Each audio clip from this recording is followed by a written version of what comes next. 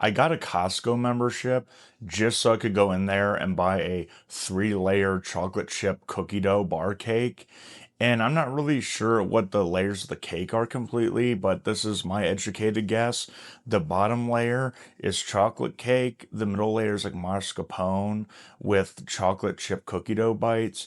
The top layer is like a brown sugar cake, kind of like a blondie, and then there's like a top like ganache, but that's not one of the layers. It's just like the topping.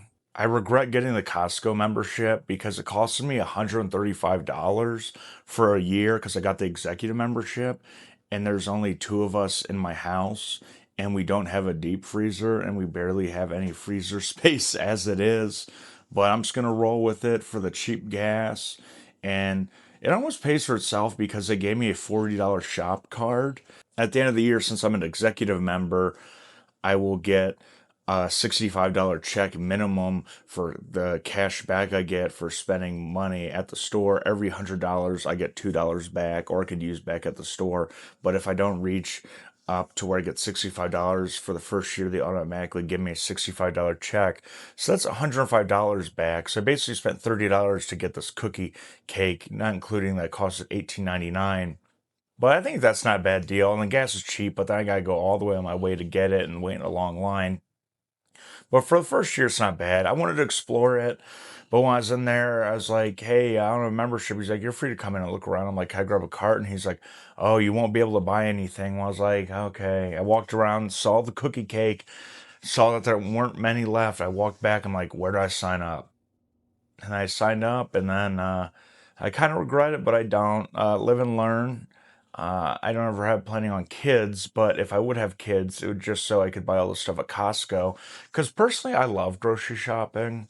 I don't know what it. I love cooking. I like going to the store, going to the ingredients. It's like going to like the woods. Like I'm foraging and hunting for meat and like vegetables, but I get to like hunt for the chicken that's 30 cents cheaper. Oh, by the way, this isn't an ad for Costco. This is just like my life experience from the past week. Um, this is episode 2 of my podcast, Podcasting by Brett Thomas. Last episode, I didn't have a name, but I told you guys that I had one figured out, and I do, so I'm pretty happy about it.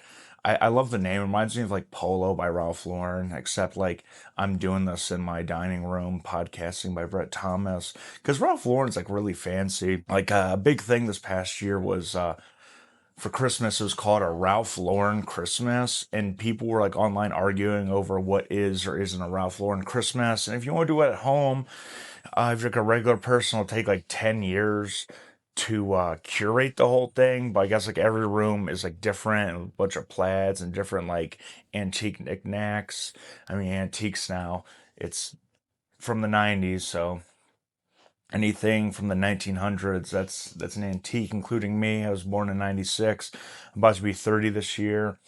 The one thing though about being 30 is like you don't want to be the person that doesn't accept they're getting older, but then also you don't want to act like a geriatric when you're 30. Like I'm about to be 30 in like 6 months. August 12th, remember my birthday. I'm just kidding.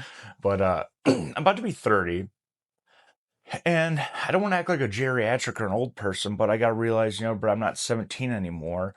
I'm getting older. I should take care of myself more, but I shouldn't try to act young, but I should definitely act, not like act older, but like I should like act my age. But also at the same time, I'm like, what is acting your age? Like, as long as you pay your bills and be a good person, who cares what you do? So I don't know. It's just, I'm very conflicted. I think I had my midlife crisis when I was 27, though, because I almost bought like a really nice skateboard. And I was like, I'm going to get into skateboarding. Granted, that wouldn't have been the worst thing because it'd been good exercise. Because people don't realize that, but like skateboarding is like really good exercise because you're being active for hours outside. You meet new friends, maybe go sneak in the woods and smoke pot. You don't have to do that anymore though, because like weed's legal. Even if like you're a teenager, I doubt the cops care. I mean, if you're like a teenager and you're smoking weed with it being legal, the cops are just they're just bored at that point, trying to arrest you. No reason to arrest a child for smoking weed. But I don't recommend kids doing drugs, but I don't really consider weed a drug, so. I see people though, even in their like late 20s, they start acting like old people. And like 30 is still like a young age to where you can turn your life around. Like you could start a podcast. Like What would be like a good name for a podcast if you're about to turn 30 and want to turn things around? Maybe something like Podcasting by Brett Thomas. That'd be something good. No, for real. Like I know people in their 40s that go to school and want to continue their education. That's awesome, because it's never too late until you're dead.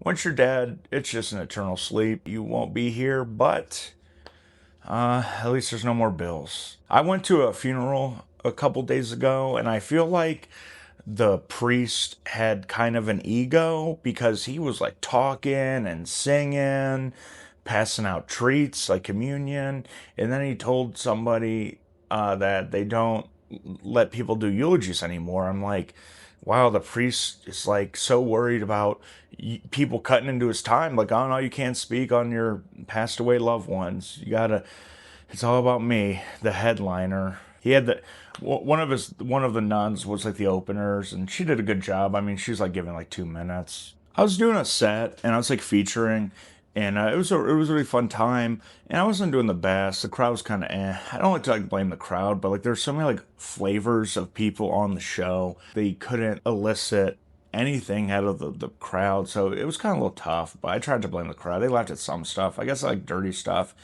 I don't really like dirty. I don't really go too dirty. I'm not a big fan of going dirty. I just like to come up with jokes I think are funny, and I don't really have like I don't have like a dirty mind. I have like a dark, kind of like messed up mind. But yeah, it was fun. But I remember there was like a woman sitting by herself in the front row, and I was just like, "Hey, you got a whole flatbread to yourself. Do you mind if I save a piece for me when I'm done?" And then like a few minutes go by, and then there's just like people in the front. They're kind of like heckling a little bit, and the guy's like, "Hey, you want this piece of pizza?" And I looked, and it was half eaten. And I told him, I was like, "Listen, sir, if you want to interrupt my set to give me food, money, a car, real estate, a t-shirt, I don't care, wardrobe stuff, I don't care, it just can't be used or new. Like I'm not taking half-eaten pizza. You can interrupt my set if you want to give me something. I'm not above that, but like don't be disrespectful and be like, do you want this half piece of pizza that I bit into? I did have a fun time on Valentine's Day though. Me and my wife don't like going out to restaurants on Valentine's Day for different reasons. She doesn't like going because she doesn't like the crowds. I don't like going because when you look around and it's all couples and you're trying to enjoy a meal and you're trying to eat like a soup or like a salad and then like your entree, and you look around and you just get disgusted because you're like, everyone's gonna go home and bang. Like that, everyone's like, oh, this is a Hallmark holiday to sell stuff. Everything's a Hallmark holiday to sell stuff. I'm like, no, this is not a Hallmark holiday.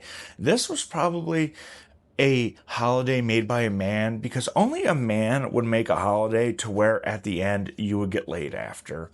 Valentine's Day, though, in my marriage is my holiday because my wife was like, we get to do whatever we want and do like my family stuff for all the other holidays. So you get Valentine's Day, and she's not big on Valentine's Day. It's like the one year we saw monster trucks, went to Monster Jam. That was badass.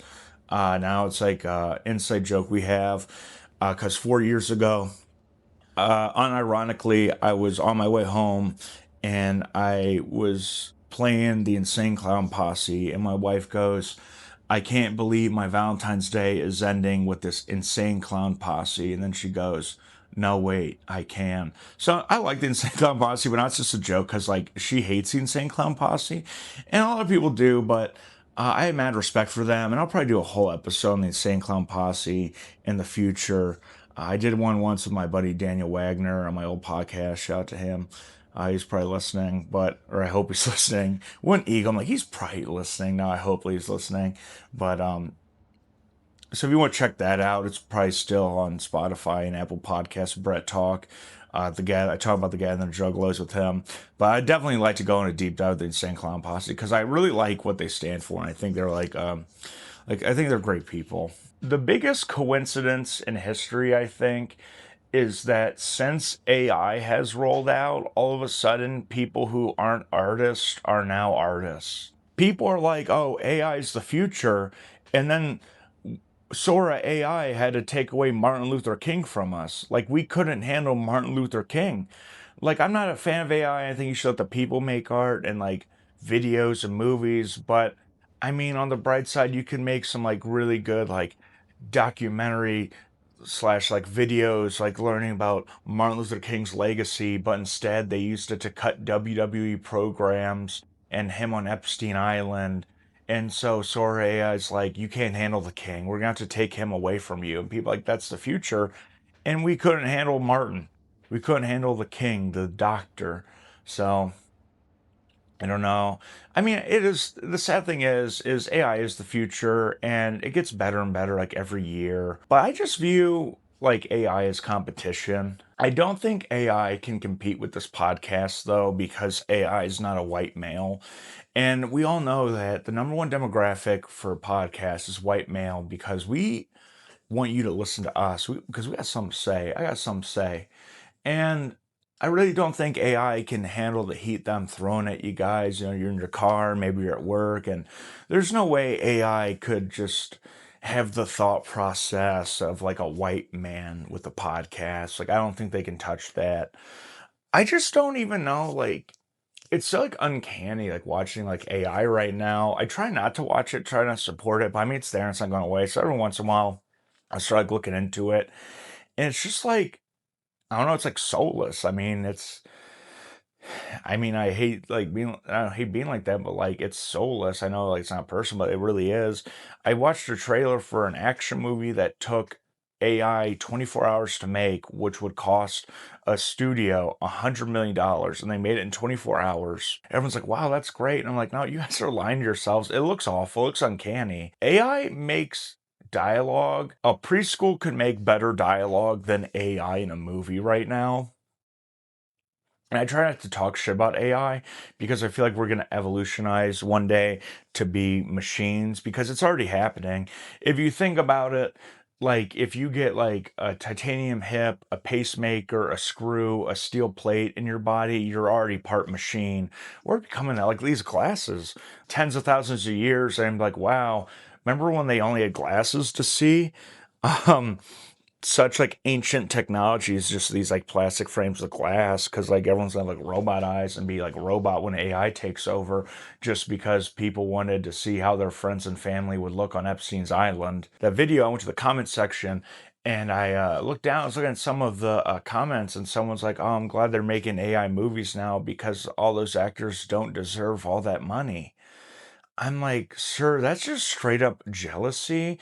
And if you look at like most actors, a lot of actors just, most actors probably make just a livable wage because most actors can't be Jennifer Gardner, Brad Pitt, Leonardo DiCaprio, like lifetime like achievement award winner actors. Like a lot of people can't be like those people. A lot of people just do small roles here and there, do independent stuff, maybe do a couple commercials, and they make like a solid living.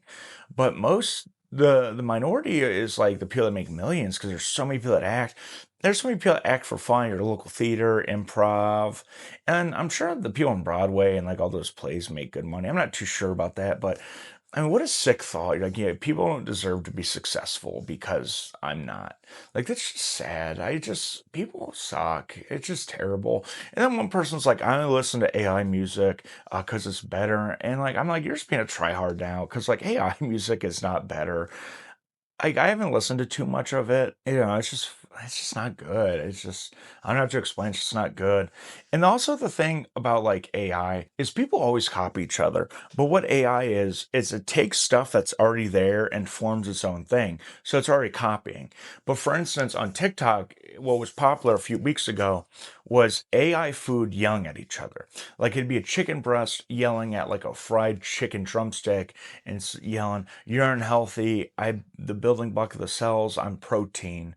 Or it'd be Greek yogurt yelling at Trix yogurt, but like I am actually healthy. You're not. You're genetically modified chemical garbage. And what happened was that took off. And so then other people were stealing the prompt and then making their own videos with it. So it was just copying of someone who copied something that copied something. So no one can make anything original. I mean, I can't talk too much garbage. I'm like doing a podcast. I'm not the first person to do a podcast. I'm not the first white man to do a podcast, but and just like the unoriginality is just like it's so depressing. I hope you enjoyed the podcast. This is episode 2. I had a lot of fun doing it. I'm going to keep doing it. I hope you guys enjoy it. Give me your feedback. Give me a message me or comment on the post.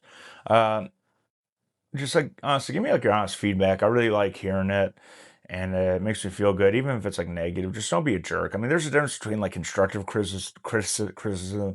There's a difference between constructive criticism and just being a jerk. But if you listen to this, you know me, you know the difference. Please give me like a like, follow, and like share some of my videos, please. It really helps, and I really hope to make this thing like big. I hope to have a fun time doing it, and I want to get some good guests on and talk about some other stuff. Like I'm probably gonna go. I'm gonna do it one day, but I'll probably have to do part episodes on this. It's like talking about the blue collar wives of TikTok.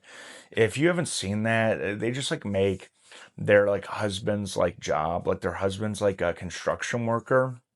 And they make it their personality. Like they act worse than like army wives of like their husband's going to war. They're like, I'm basically a single mom. He's at work all day and I'm at home with the kids and I miss him and he spends all his time at work. And I'm like, people have worked before. I don't know. It gets like really crazy. They make it their personality, and it's like funny because it's like what gets views because like blue collar trends, but it'll be like people will post what I packed for my blue collar man for his lunch or washing my blue collar husband's laundry. So I'm definitely gonna do that in the future, maybe the next one, but don't quote me on that.